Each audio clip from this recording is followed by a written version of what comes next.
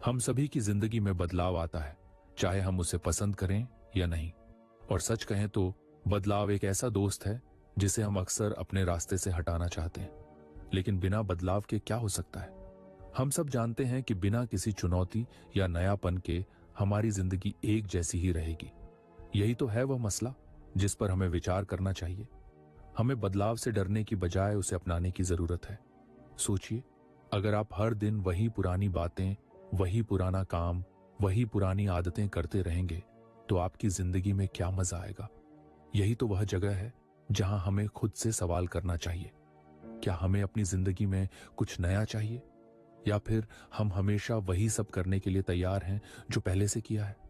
अगर आपको लगता है कि आप किसी बदलाव से बच सकते हैं तो ये सोचना थोड़ा गलत होगा। बदलाव आता ही है, कभी अच्छी वजह से, कभी बुरी वजह से, लेकिन आता जरूर है। और यही सच है कि बिना बदलाव के कोई भी बदलाव, कोई भी सुधार, कोई भी प्रगति मुमकिन नहीं होती। अब बात करते हैं उस डर की जो अक्सर हमें बदलाव से दूर रखता है। ये डर न केवल हमारे कामों में बल्कि हमारे सोचने के तरीकों में भी फैल जाता है। ये डर हमें ऐसा महसूस कराता है कि जैसे अगर हम कुछ नया करेंगे तो हम असफल हो जाएंगे। लेकिन ये सच नहीं है। असल में बदलाव हमें अपनी सीमाओं को समझने और उन्हें तोड़ने का मौका देता है। जब हम बदलाव को खुले दिल से अपनाते हैं तो हम अपने अंदर की ताकतों को पहचानते हैं और उन्हें बाहर लाते हैं। यहाँ एक छोटी सी बात है, कभी आपने सोचा है कि हम कितने मजेदार होते हैं जब हमें कुछ नया सीखने का मौका मिलता है? क्या आप जानते हैं कि एक नया तरीका अपनाने में कितनी खुशी और रोमांच होता है? ये वही पल है जब हम खुद को साबित कर सकते हैं। ये वह मौका है जब हम खुद को एक नई दिशा में ले जा सकते हैं। और यही तो है असली मजा। बदलाव के साथ एक और दिक्कत आती है समय। हम चाहते हैं कि बदलाव हमारे हिसाब से हो, हमारे तय किए हुए समय में हो। लेकिन हकीकत यह है कि बदलाव कभी भी हमें हमारे समय के हिसाब से नहीं मिलता। यह हमेशा अपने हिसाब से आता है और हमसे कहता है कि अगर तुम बदलने के लिए तैयार हो तो तुम्हें हर दिन एक नया रास्ता अपनाना होगा। यही वो जगह है जहां हमें खुद को चुनौती देनी पड़ती है और वह चुनौती ही हमें अगले स्तर तक ले जाती है।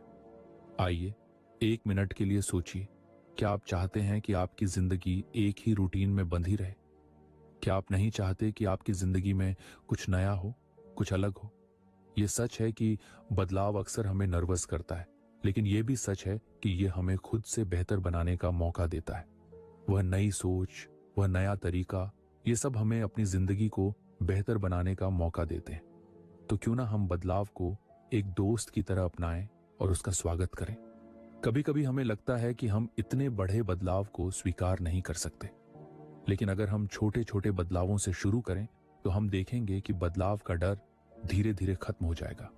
ये छोटे बदलाव हमें मानसिक रूप से तैयार करते हैं ताकि हम बड़े बदलाव को अच्छे से स्वीकार कर सकें।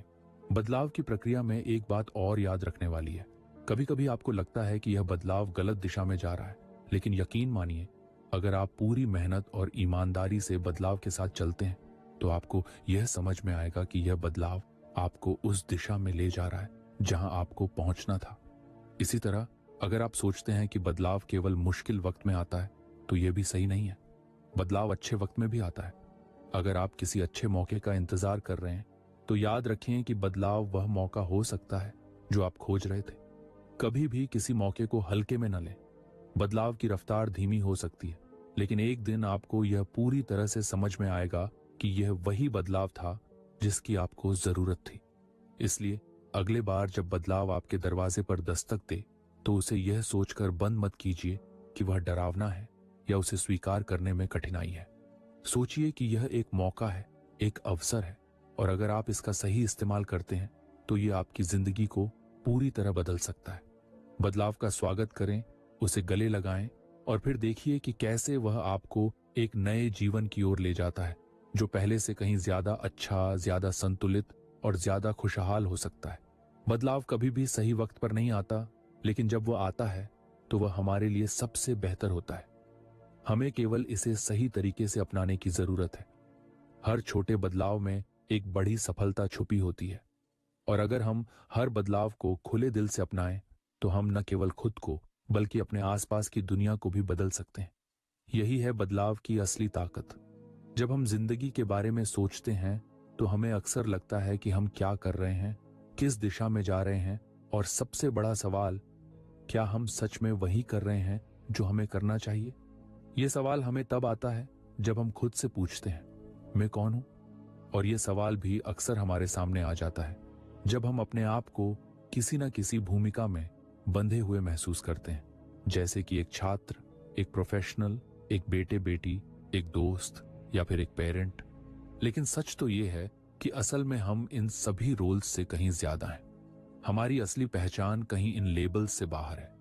ये जानने के लिए हमें खुद के भीतर झांकने की जरूरत है, यानी आत्म खोज की यात्रा पर निकलने की। आत्म खोज का मतलब ये नहीं है कि हम बस आराम से बैठकर सोचें कि हम क्या हैं, बल्कि इसका मतलब है अपने आप को पूरी तरह से समझने की कोशिश करना। अगर आपको हमारी फ्री समरी अच्छी लगती है तो आप हमारे चैनल को सब्सक्राइब कर सकते हैं, हमारी मेंबरशिप खरीद सकते हैं या हमें यूपीआई के थ्रू सपोर्ट कर सकते हैं। अब समरी पर वापस चलते हैं। हम कौन हैं? हमारी ताकतें क्या हैं? हमें क्या पसंद है और क्या नफरत? हमें क्या खुश करता है और क्या हमें तकलीफ देता है? ये सारी बातें हमें अपने अंदर से समझनी होती हैं। समाज ने हमें बहुत सारी पहचानें दी हैं, जैसे कि यह तुम हो, वह तुम हो, ये तुम्हारा काम है, ये तुम्हारी उम्र है। लेकिन क्या इन सब से हमारी असली पहचान तय होती है? बिल्कुल नहीं। हमारी असली पहचान तो हमारी सोच, हमारी भावनाएं और हमारे अनुभवों से बनती है। कभी सोचा है कि जब हम अपनी असली पहचान से जुड़ते हैं तो हमारा आत्मविश्वास कैसे बदलता है? जब हमें अपनी ताकतों का और कमजोरियों का सही सही पता चलता है तो हम खुद को ज्यादा समझने लगते हैं और किसी भी परेशानी का सामना करने के लिए तैयार हो जाते हैं। हमें अब यह नहीं लगता कि हमें किसी और की मंजूरी की जरूरत है। हमें यह समझ आता है कि हम जैसे हैं वैसे ही पूरी दुनिया में महत्वपूर्ण है। लेकिन यह समझना आसान नहीं है। हमें बाहरी दुनिया के बहुत सारे दबावों का सामना करना पड़ता है। हर जगह एक मानक होता है, समाज का मानक, परिवार का मानक, दोस्तों का मानक। जैसे तैसे हम उन मानकों को पूरा करने की कोशिश करते रहते हैं। यही कारण है कि हम कभी अपने आप को पहचान नहीं पाते। हमारे पास जो असली रूप है वो कहीं खो जाता है। कभी सोचिए, जब हम बचपन में थे तो हम कितने बिंदास होते थे। न कोई डर, न कोई दबाव। हम वही करते थे जो हमें अच्छा लगता था। लेकिन जैसे जैसे हम बड़े होते हैं हम इन सब बाहरी दबावों के असर में आ जाते हैं। आत्म खोज का पहला कदम यही है कि हम इन दबावों को पहचानें और ये समझें कि हमें इन्हें किसी भी हालत में अपनी पहचान बनाने का जरिया नहीं बनाना चाहिए। हमें खुद से यह सवाल करना चाहिए, क्या मैं वाकई वही कर रहा हूं जो मुझे करना चाहिए, या क्या मैं इस दिशा में जा रहा हूं जो मेरी असली चाहत है? हम अक्सर अपनी पसंद और नापसंद को भी भूल जाते हैं क्योंकि हम सिर्फ समाज के मानकों को पूरा करने में लगे रहते हैं। और यहीं से शुरू होती है आत्म खोज की यात्रा। ये यात्रा आसान नहीं है क्योंकि इसमें हमें खुद से और हमारे आसपास की दुनिया से सवाल करना पड़ता है। कभी कभी हमें यह डर लगता है कि हम अगर अपने आप को पूरी तरह से जानने की कोशिश करेंगे तो हमें अपनी कुछ खामियां दिख सकती हैं। हम अपने डर और अपनी असुरक्षाओं से भी रूबरू होते हैं। लेकिन यही वह जगह है जहां हमें अपनी ताकतें भी दिखती हैं। आत्म खोज हमें अपने भीतर छुपी हुई ताकतों को पहचानने का मौका देती है। जब हम अपनी कमजोरियों को स्वीकार करते हैं तो हम खुद को और बेहतर बनाने के लिए प्रेरित होते हैं। आत्म खोज हमें यह भी सिखाती है कि हमारी पहचान कभी स्थिर नहीं होती। हम जैसे थे वैसे अब नहीं हैं और भविष्य में हम और भी बदल सकते हैं। हमारी पहचान हर दिन बदल सकती है और हमें इसे स्वीकार करना चाहिए। समाज की यह धारणा कि हमारी पहचान हमेशा एक जैसी रहनी चाहिए, यह सही नहीं है। अगर आप आज वही नहीं हैं जो कल थे तो इसका मतलब यह नहीं कि आप गलत हैं। इसका मतलब यह है कि आप विकास कर रहे हैं। आप अपनी पहचान को नए सिरे से परिभाषित कर रहे हैं। यहां पर एक बड़ा सवाल उठता है, अगर हम खुद को पूरी तरह से पहचान लेते हैं तो क्या हमारी जिंदगी सुलझ जाएगी? शायद नहीं, क्योंकि खुद को जानना एक शुरुआत है, लेकिन उसके बाद हमें उस ज्ञान का सही इस्तेमाल करना भी आना चाहिए। सिर्फ यह जानना कि हम कौन हैं, इससे कोई फर्क नहीं पड़ता अगर हम उस पहचान को बाहर की दुनिया में लागू नहीं कर पाते। आत्म खोज का दूसरा कदम है अपने इस नए रूप को दुनिया के सामने लाना। ये उस रास्ते पर चलने जैसा है जो पहले अजनबी सा लगता है, लेकिन जैसे जैसे हम आगे बढ़ते हैं हम उसे अपना लेते हैं। जब हम अपनी असली पहचान को समझते हैं तो हमारे लिए फैसले लेना आसान हो जाता है। हम जानते हैं कि हमें क्या चाहिए, क्या नहीं चाहिए। हम अपने सपनों को साकार करने के लिए सही कदम उठाते हैं, बिना किसी डर या संकोच के। आत्म खोज से यह भी साफ हो जाता है कि हमारे अंदर जो कुछ भी है वह एक रास्ता नहीं है, बल्कि कई रास्ते हो सकते हैं। हमें यह समझना होता है कि कोई एक रास्ता ही सही नहीं है। हमारी पहचान फ्लूइड यानी लचीली है और हम उसे कभी भी नई दिशा में ले जा सकते हैं। हमारी पहचान और पसंद नापसंद को जानने के बाद हमें खुद को पूरी तरह से स्वीकार करने की जरूरत है। हम जो हैं वही सबसे अच्छा है। हमें अपनी गलतियों को भी स्वीकार करना चाहिए, क्योंकि वे हमें कुछ सिखाती हैं। और जब हम ये समझने लगते हैं कि हम किसी एक ढांचे में नहीं फिट होते, तो हम खुद को और दुनिया को बेहतर तरीके से समझने लगते हैं। इसलिए आत्म खोज का मतलब ये नहीं है कि हमें बस अपने अंदर झांकना है और अपने बारे में जानना है, बल्कि इसका मतलब है कि हमें खुद को जानने के बाद अपने उस ज्ञान को दुनिया के साथ शेयर करना है। हमें खुद को सही तरीके से समझना है और फिर उस समझ के साथ अपनी दुनिया को नया रूप देना है। आत्म खोज के साथ साथ हमें यह भी समझना चाहिए कि हम वही हैं जो हम खुद को मानते हैं, और हम किसी भी समय अपने आप को फिर से परिभाषित कर सकते हैं। हमेशा सुनते आए हैं कि जीवन में सफलता के लिए किसी मजबूत नींव की तरह कुछ चाहिए।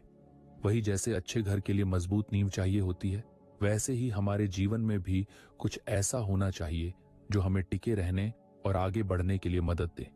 ये नींव कोई महंगे कोर्स या ट्रेनिंग नहीं हो सकती, बल्कि यह होती है हमारे वैल्यूज और सेल्फ डिसिप्लिन, यानी हमारी मूल्य और अपनी आदतों पर नियंत्रण। क्या कभी सोचा है कि अगर जीवन के लिए कोई रोचक और असरदार रेसिपी बनानी हो तो वह क्या होगी? और अगर वह रेसिपी आपको भी जानने को मिल जाए तो क्या आप उसे तुरंत इस्तेमाल करेंगे? खैर, इसका जवाब शायद हाँ होगा, क्योंकि हम सभी चाहते हैं कि जीवन में कुछ ऐसा हो जिससे हम खुद को अच्छे से समझ सकें और आगे बढ़ सकें। तो ये नींव की बात कर रहा हूं, वो क्या है? हम में से कई लोग चाहते हैं कि हम अपने सपनों को हासिल करें। हम चाहते हैं कि हमारे पास सब कुछ हो, हमारा कैरियर बढ़े, रिश्ते अच्छे हों और जीवन में शांति हो। लेकिन क्या हम जानते हैं कि यह सब कुछ सिर्फ अचानक से नहीं होता? किसी भी चीज को टिकाऊ बनाने के लिए हमें शुरुआत में खुद को समझना और सही दिशा में चलना जरूरी होता है। और इसके लिए सबसे पहले हमें अपने कोर वैल्यूज यानी अपनी मूल्यों को समझना होता है। जरा सोचिए, आप दिन भर अजनबियों से मिलते हैं, काम में व्यस्त रहते हैं और बहुत सारी चीजें आपके सामने होती हैं।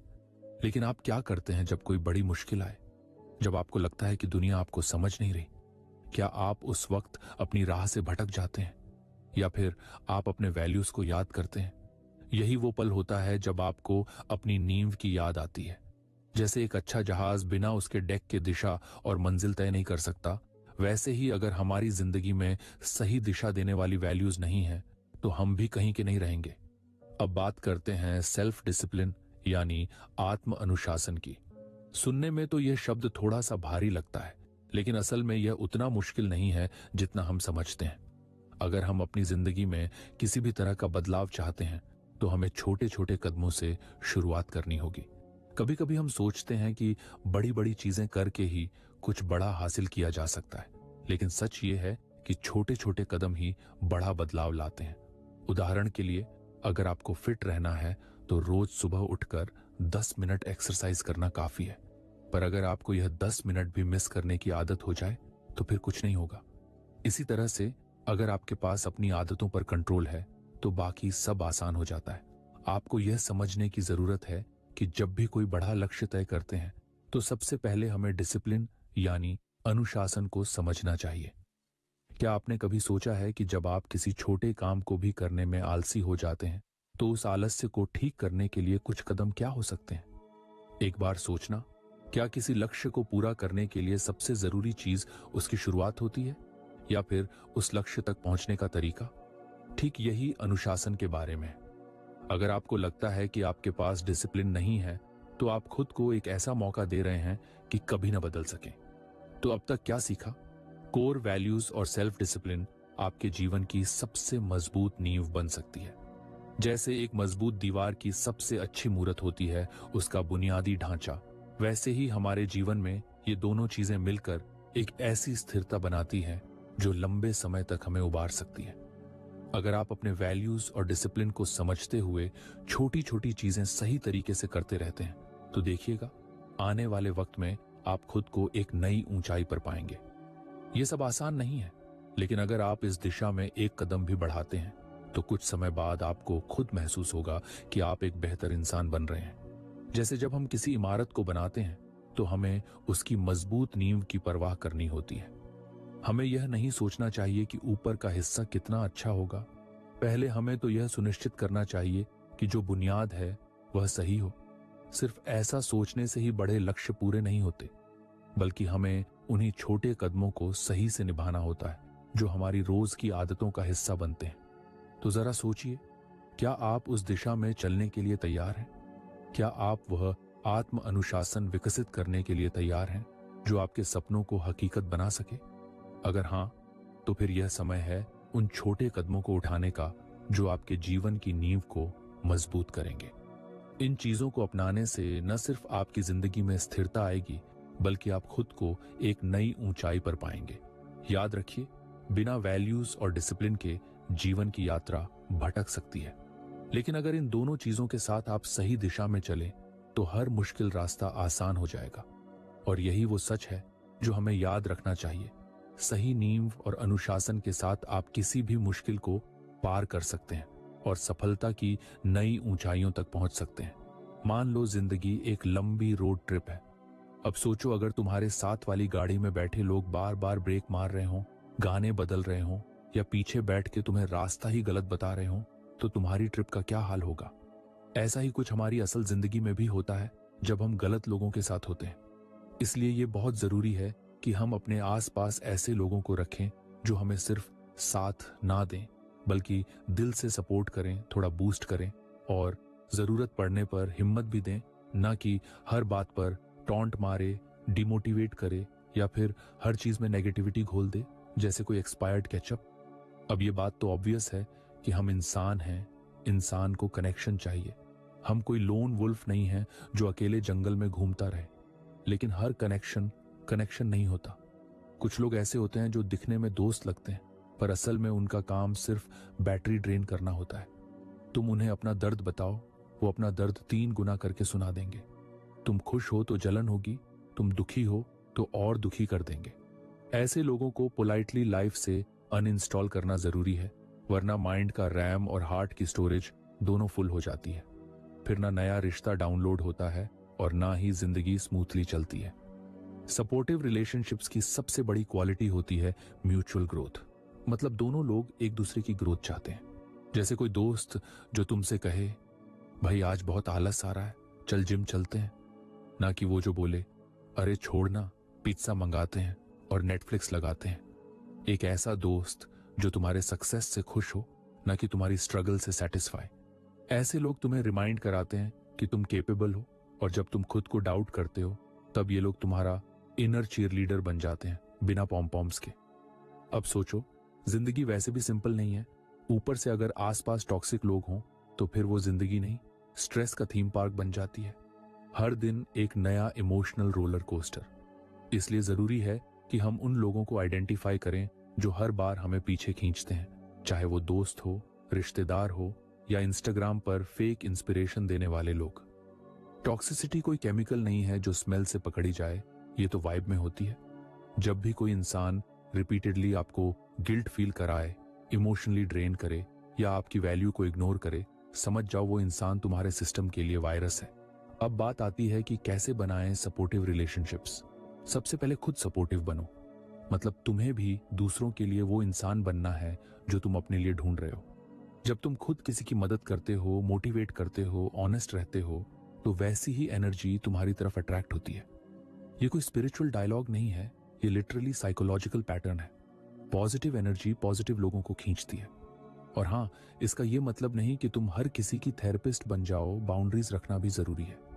सपोर्टिव लोग हमेशा तुम्हारे पास फिजिकली ही हों ऐसा जरूरी नहीं है।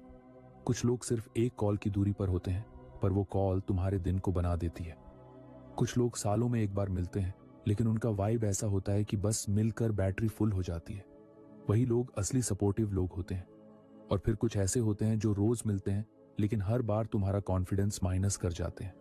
ऐसे लोगों से ज्यादा तो ऑटो वाले पॉजिटिव होते हैं, कम से कम वो समय पे ड्रॉप कर देते हैं। सपोर्टिव रिलेशनशिप्स आपको हीलिंग का स्पेस देते हैं।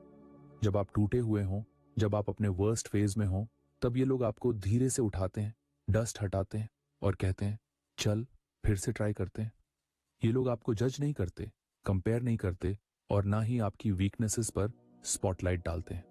इन लोगों के साथ आप खुद को वैसे ही एक्सप्रेस कर सकते हो जैसे हो, बिना फिल्टर, बिना कैप्शन। अब सुनो, ये कोई इंस्टा रील नहीं है कि सिर्फ एक स्वाइप में लाइफ में सही लोग आ जाएं।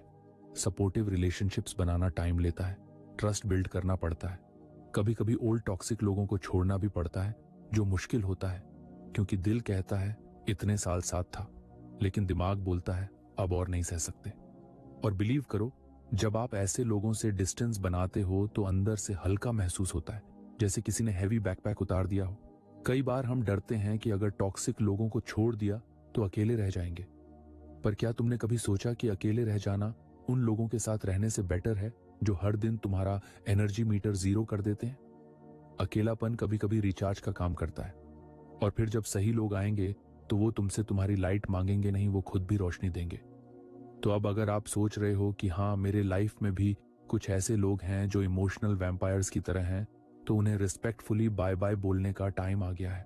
और जिन लोगों के साथ बात करके आपके चेहरे पे स्माइल आ जाती है, जिनसे मिलके आप इंस्पायर फील करते हो, उन लोगों को लाइफ में और स्पेस दो, क्योंकि जिंदगी में वो लोग जरूरी हैं जो तुम्हारे साथ जेन्युइनली खुश होते हैं और तुम्हारे रोने पर बिना एजेंडा के कंधा देते हैं। अंत में यही कहना है, अपनी ट्रिप को एंजॉय करना है तो गाड़ी में वो लोग बैठाओ जो म्यूजिक अच्छे सुनते हो, मैप देखना जानते हो और सफर को आसान बनाए। नहीं तो अकेले ही बाइक उठा लो, कम से कम पीछे कोई टोकने वाला तो नहीं होगा। अब सोचो, क्या तुम रेडी हो अपनी गाड़ी में बैठे लोगों की लिस्ट चेक करने के लिए? तुम कभी कभी सुबह उठते ही मोबाइल चेक करते हो, फिर ऑफिस के लिए भागते हो, रास्ते में सोचे जा रहे हो कल बॉस ने क्या बोला था, फिर शाम को घर आकर नेटफ्लिक्स पे कुछ देख रहे हो पर दिमाग कहीं और है, और फिर सोचते हो यार टाइम तो पता ही नहीं चला। सही पकड़े हो, क्योंकि सच में टाइम नहीं गया, तुम ही वहां मौजूद नहीं थे। माइंडफुलनेस यानी प्रेजेंट मोमेंट में जीना, ये कोई गूगल बाबा का नया ट्रेंड नहीं है, बल्कि जिंदगी को सच में महसूस करने का तरीका है। और नहीं, इसके लिए तुम्हें पहाड़ों में जाकर घंटी बजानी नहीं पड़ेगी। ये तो वहीं हो सकता है जहां तुम अभी हो, बस थोड़ा स्लो, थोड़ा अवेयर और थोड़ा ग्रेटफुल बनना पड़ेगा। आजकल हर कोई फ्यूचर की टेंशन और पास्ट की ओवरथिंकिंग में फंसा हुआ है, जैसे कोई पुरानी व्हाट्सएप चैट को बार बार पढ़ता रहे और नए मैसेजेस मिस कर दे। माइंडफुलनेस का मतलब यही है, जो चल रहा है उसी को फील करना। जैसे अगर तुम चाय पी रहे हो तो बस उसी चाय को एंजॉय करो, उसमें फ्यूचर की चिंताएं या ऑफिस पॉलिटिक्स का मसाला मत डालो।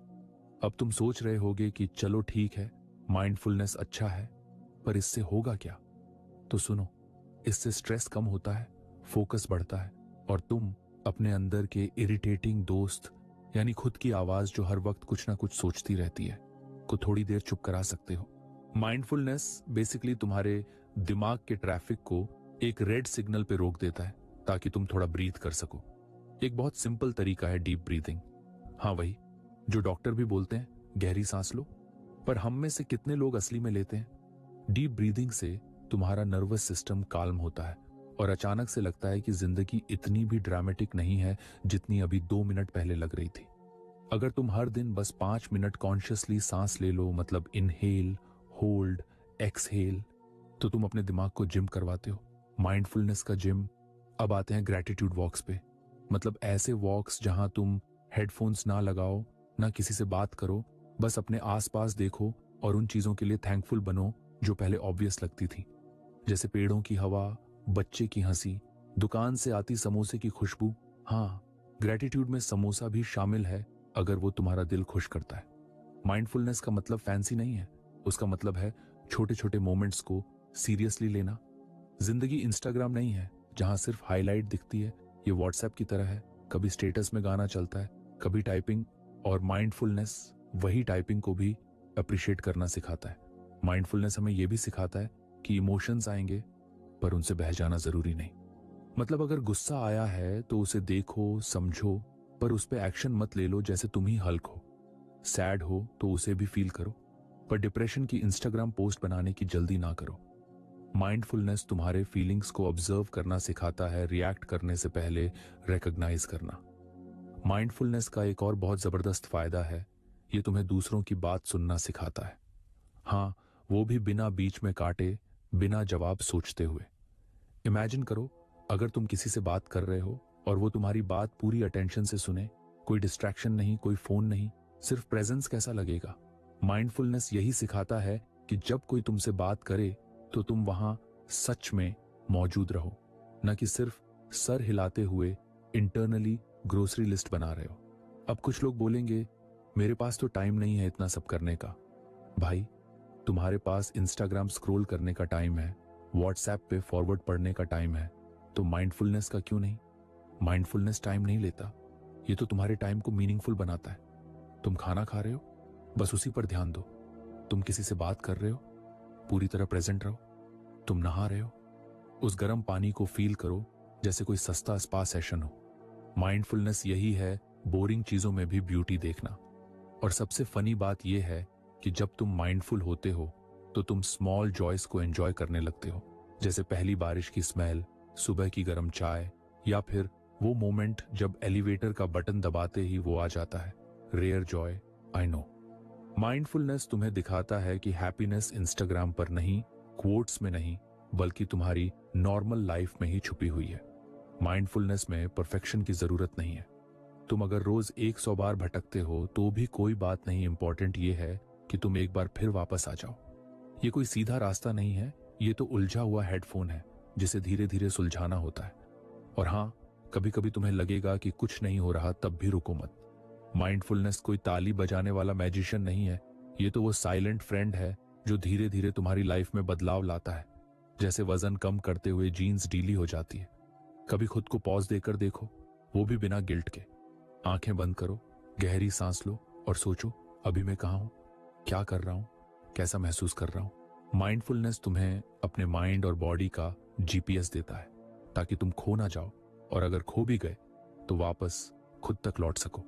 आखिर में माइंडफुलनेस फैंसी टेक्निक नहीं है, ये तो रिमाइंडर है कि तुम जिंदा हो और हर मोमेंट इंपॉर्टेंट है। तो आज से प्रैक्टिस शुरू करो, थोड़ा स्लो चलो, थोड़ा ध्यान से सुनो, थोड़ा महसूस करो और देखो कैसे तुम्हारी जिंदगी का सेम पुराना रोजमर्रा सडनली एक नया एक्सपीरियंस बन जाता है। अब बताओ, क्या तुम रेडी हो उस मोमेंट को ट्रूली फील करने के लिए जहां तुम अभी हो? कभी कभी ना लगता है कि हमारे अंदर कोई सुपर हीरो है, बस वो अभी छुट्टी पर गया हुआ है। दिन भर की टेंशन, डर, लोग क्या कहेंगे वाली वाइब्स और एक परपेचुअल फीलिंग कि हम शायद इनफ नहीं हैं, ये सब उस सुपर हीरो को नींद की गोली देकर सुला देते हैं। पर सच्चाई ये है कि हमारा असली स्ट्रेंथ हमारे अंदर ही है, बस उसे अनलॉक करने के लिए करेज और थोड़ी पॉजिटिव एफर्मेशंस की चाबी चाहिए। हाँ, वही मैं कर सकता हूं, मैं स्ट्रांग हूं जैसी बातें जो पहले तो थोड़ी चीजी लगती हैं, पर अगर सीरियस ली जाएं तो कॉन्फिडेंस को स्टेरॉइड्स दे देती हैं। अब सोचो, तुम्हें कोई नया काम करना है, कुछ ऐसा जो दिल कहता है कर ले, पर दिमाग कहता है क्या तू पागल है? जैसे public speaking, new business start करना, या फिर किसी को अपने दिल की बात बताना, जो कई बार बिजनेस स्टार्ट करने से भी ज्यादा रिस्की लगता है। ऐसे टाइम पर डर आना नॉर्मल है, पर यहाँ खेल में आता है करेज, मतलब डर के होते हुए भी एक्शन लेना। करेज कोई बॉलीवुड वाला ड्रामेटिक एंट्री नहीं है, ये तो डेली छोटे छोटे डिसीजंस में दिखता है, जैसे अनकंफर्टेबल कॉन्वर्सेशंस करना, नो बोलना जब तुम्हारा दिल साफ कह रहा हो, और उस रास्ते पर चलना जहां गारंटीज नहीं है, सिर्फ पॉसिबिलिटीज हैं। अब बात करते हैं एफर्मेशंस की। ये कोई इंस्टाग्राम कोट्स नहीं है जो बस देखने में अच्छे लगते हैं, ये तो मेंटल प्रोग्रामिंग की तरह काम करते हैं। जैसे तुम्हारे दिमाग को रोज एक नया अपडेट देना जिसमें बग्स हटाकर कॉन्फिडेंस, क्लैरिटी और काल्मनेस इंस्टॉल किया जाता है। जब तुम बार बार बोलते हो कि मैं हूं केपेबल, आई एम इनफ, या आई ट्रस्ट माई सेल्फ, तो दिमाग उसे सुनता है और धीरे धीरे मानने भी लगता है। ऑफ कोर्स पहले दिन दिमाग बोलेगा भाई क्या मजाक चल रहा है, पर कंसिस्टेंसी के साथ वही दिमाग एक दिन खुद एफर्मेशंस करने लगेगा बिना तुम्हारे कहे। विजुअलाइजेशन भी बड़ा काम का टूल है। जैसे तुम किसी गोल को इमेजिन करते हो पूरे डिटेल्स के साथ, जैसे वो ऑलरेडी अचीव हो चुका है। दिमाग इसे रियल मानने लगता है। और जब तुम बार बार खुद को सक्सेसफुल, कॉन्फिडेंट और बैलेंस्ड इमेजिन करते हो तो तुम्हारे अंदर वैसे एक्शंस करने की मोटिवेशन खुद ब खुद आने लगती है। थोड़ा फिल्मी लगता है, पर न्यूरो साइंस भी इसे सपोर्ट करता है। यानी तुम अपने आप को मेंटली उस वर्जन में सेट कर देते हो जो तुम बनना चाहते हो, फिर बॉडी उस माइंड को फॉलो करती है। अब तुम्हें लगेगा कि इतना आसान होता तो सब कर लेते। सही है, सब करते भी नहीं है, क्योंकि करेज दिखाना कंफर्टेबल जोन से बाहर निकलने जैसा होता है, और वही तो सबसे स्केरी पार्ट है। तुम्हें लगेगा कि लोग हंसेंगे, फेल हो जाओगे, या फिर तुम्हारी चुपचाप वाली पीस डिस्टर्ब हो जाएगी। पर सोचो, क्या वो पीस सच में पीस है या बस एक साइलेंट सफरिंग? इनर स्ट्रेंथ उसी वक्त बाहर आता है जब तुम डिसाइड करते हो कि अब और नहीं, अब एक्शन चाहिए। उस एक डिसीजन में पावर होता है, और ये कोई फिल्मी डायलॉग नहीं है, ये रियल लाइफ में बार बार प्रूव हुआ है। कई बार हम अपनी वर्थ को लोगों की नजरों में देखते हैं जैसे उनका ओपिनियन ही हमारा रियलिटी है। पर इनर स्ट्रेंथ तब आती है जब तुम अपने बारे में खुद की डेफिनेशन बनाते हो। तुम खुद से पूछो, क्या मैं वो हूं जो लोग कहते हैं या जो मैं महसूस करता हूं? जब तुम एफर्मेशन से खुद को वैलिडेट करते हो तो बाहरी वैलिडेशन की जरूरत कम हो जाती है, और बिलीव मी, वो फीलिंग एकदम फ्रीइंग होती है। मतलब तुम खुद के लिए जीना शुरू कर देते हो जैसे कोई अच्छा वाला रिबेलियस टीनेजर जो अब मैच्योर भी हो गया है। अभी थोड़ा रियल टॉक करते हैं। हर दिन तुम स्ट्रांग फील नहीं करोगे, हर दिन करेज नहीं आएगा, और हर दिन एफर्मेशंस भी काम नहीं करेंगे। कभी कभी लगेगा कि सब बकवास है और सब कुछ गिर रहा है, पर वहीं पर इनर स्ट्रेंथ एक्चुअल टेस्ट होती है। क्योंकि स्ट्रेंथ का मतलब ये नहीं है कि तुम हर दिन सुपरमैन बनो। इसका मतलब है कि तुम गिर कर भी उठो, डर कर भी चलो, और डाउट में भी ट्रस्ट रखो। थोड़ा फिलोसॉफिकल लग रहा होगा, पर यही सच्चाई है। तुम्हारा दिमाग बहुत बार नेगेटिव थॉट्स प्रोड्यूस करेगा, जैसे कोई आउटडेटेड न्यूज चैनल जो हर वक्त डर फैलाता रहता है। एफर्मेशंस उस चैनल का म्यूट बटन है। जब तुम रोज खुद को पॉजिटिव मैसेजेस देते हो तो दिमाग को दूसरा ऑप्शन मिलता है, वो स्लोली नेगेटिविटी से अनसब्सक्राइब करता है। लेकिन ये टीवी नहीं है जहां एक बार क्लिक करके चैनल बदल जाए। इसे डेली रिचार्ज चाहिए, कंसिस्टेंसी चाहिए। अब इमेजिन करो एक नॉर्मल डे में जब तुम किसी काम से डर रहे हो और तुम्हारा दिमाग कह रहा है तू फेल हो जाएगा। उस वक्त तुम थोड़ा पॉज लेते हो और धीरे से कहते हो, मैं केपेबल हूं, और फेलियर से सीखने को ही स्ट्रेंथ कहते हैं। ये सिंपल लाइन तुम्हारे दिमाग की एंटायर वायरिंग को ट्विस्ट कर सकती है, और वही ट्विस्ट तुम्हें स्ट्रांग बनाता है। करेज और एफर्मेशंस कोई वन टाइम कोर्स नहीं है, ये एक डेली प्रैक्टिस है, एक रूटीन है जो स्लोली तुम्हारे कैरेक्टर का हिस्सा बन जाती है। जैसे ब्रशिंग कोई हीरोइक टास्क नहीं, पर करो ना तो दिन बिगड़ जाता है। वैसे ही एफर्मेशंस और करेज का प्रैक्टिस छोटा दिखता है, पर इफेक्ट बड़ा होता है। और हाँ, जो लोग कहते हैं कि पॉजिटिव थिंकिंग से क्या होता है, उनसे पोलाइटली पूछना चाहिए कि नेगेटिव थिंकिंग से क्या कर लिया अब तक। इनर स्ट्रेंथ कभी भी लाउड नहीं होती, वो तो अंदर से विस्पर करती है, तू कर सकता है, थोड़ा और धैर्य रख।